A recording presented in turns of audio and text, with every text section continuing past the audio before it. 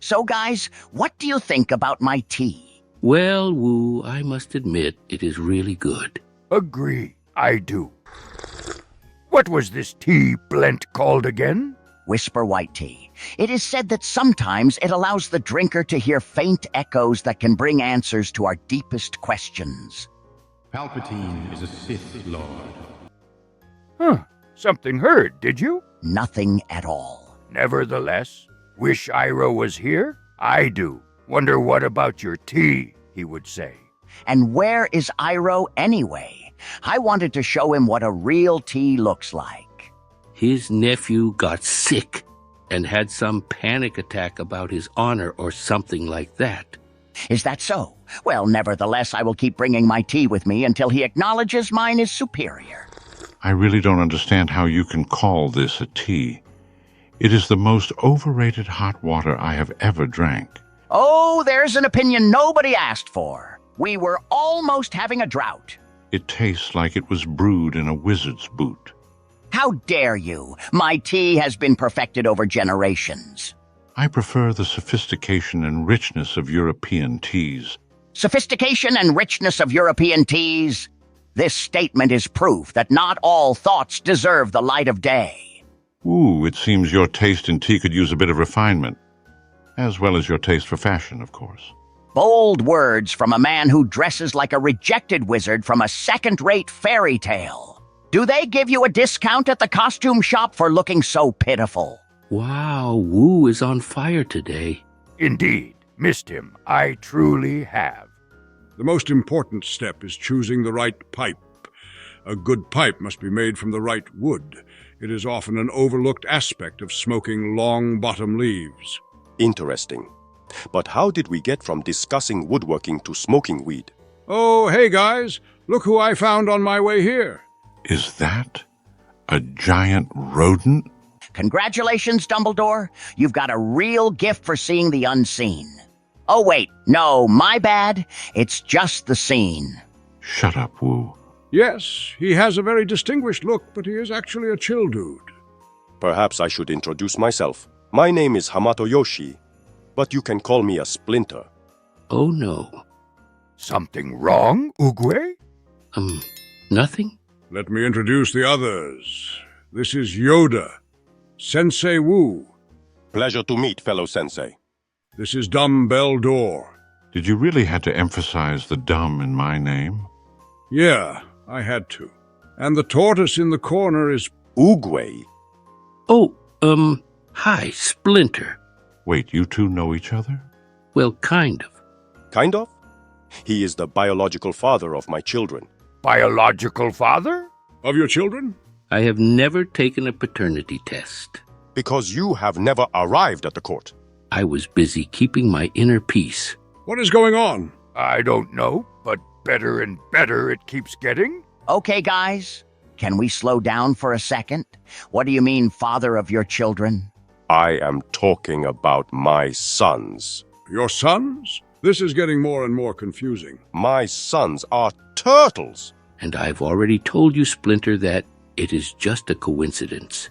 Weren't you the one who kept saying that there are no coincidences, Oogway? Can you shut up for a minute, Dumbledore?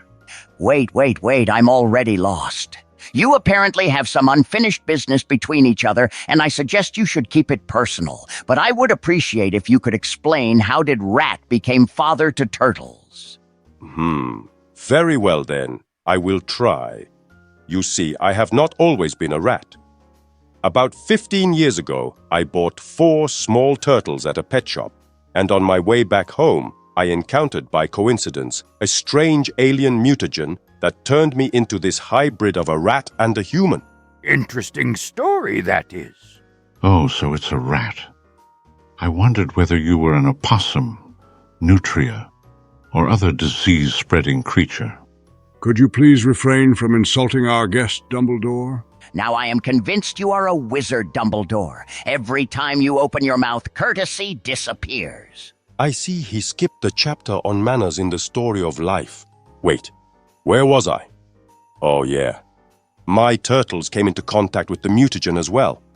After that, they took a more human-like form and gained greater intelligence. Well, more or less. I decided to adopt them as my sons, whom I named after famous Renaissance artists, Leonardo, Donatello, Michelangelo, and Raphael. Wow, those are some pompous names. With a name like that, I'm expecting your kid to paint the next Sistine Chapel ceiling by age 5. Names like that. A portrait of its own along with a birth certificate. They should have. And does their birth certificate come with a scroll and a wax seal? Is there a family discount at the museum with a name like that? Okay, that's enough. I got your point. Wait, sorry for interrupting you, but do you smell that terrible odor? Way to kill the mood, Dumbledore.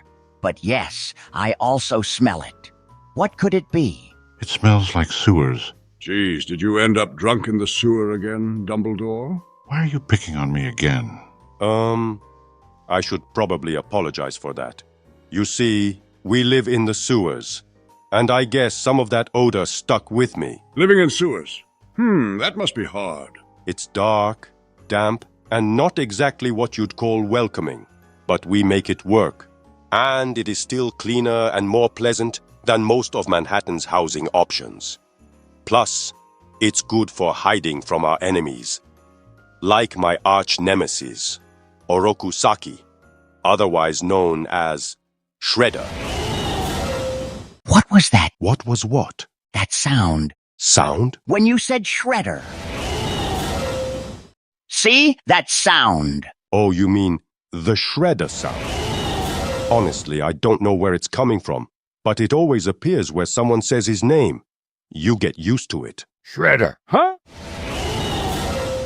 Guys, can we please stop saying his name? By any chance, Dark Lord of the Sith Shredder isn't? Excuse me, what? Apologies for our friend Splinter. Yoda, we have already talked about this. You cannot ask every single passerby whether his arch-nemesis is a Sith Lord. But what if a Sith Lord indeed he is? My chances I have to take. Yoda, your behavior borders on obsession.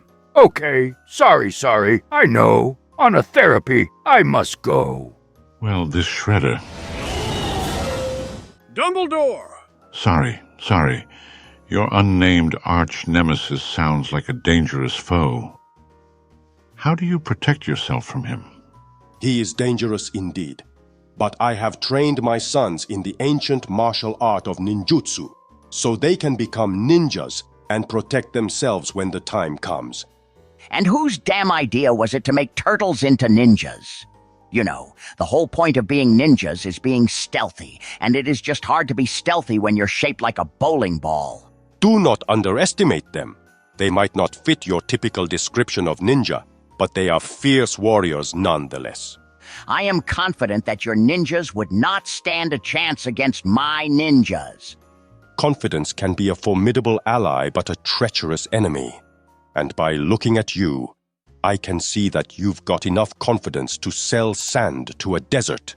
Ha! Very well said, Splinter. Very well said. But still, I have no doubt my ninjas could run circles around your turtles without breaking a sweat or a shell. And did I mention they also have elemental powers? Only a coward is hiding behind magic. Is that envy in your voice, Splinter? You could power a small city with all that green energy you're generating? Look, in a fair fight, when no magical shenanigans are involved, they can stand their ground very well. They fight as a team, as brothers. Their bond gives them strength that your elemental forces cannot break. Unity is important, no doubt about that. But from what I know about brotherhood, there is usually a lot of bickering involved. That is something we can agree on. My sons indeed bicker a lot, but it's not surprising. They are in their teenage years now. Ha, I feel you, man. Training the ninjas is tough. But parenting teenagers? That is a whole different ball game. I can only imagine the chaos. Hey, I have an idea. Your sons should call themselves Teenage Mutant Ninja Turtles. That is actually quite a catchy name. One bright thought down. Now let's see if you can repeat it before the century ends. Shut up, Wu. I am still trying to contemplate how a rat can raise a group of turtles. It seems rather unnatural. I have seen worse parent-child combinations. In the Valley of Peace, there is this goose who has a panda as his child. A goose and a panda? Rather disturbing that sounds. It is disturbing indeed. I decided not to ask for details, but I have very good feelings about that panda fella. He has something special in him. Oh, I almost forgot Oogway is here. Well, perhaps it's time to discuss. I must go, guys. Bye. And he is gone. Don't worry, I have his address. You know what, Splinter? You are indeed a chill dude. We should hang out sometimes over a good cup of tea. Only if your tea is as sharp as your tongue. Well, I guess it's time to end the episode here, don't you think, Yoda? Indeed. And for our dear viewers, if you enjoyed this video, please give it a like or subscribe to this channel where you can find new videos like these every single week. See you soon, and as always, for the Republic.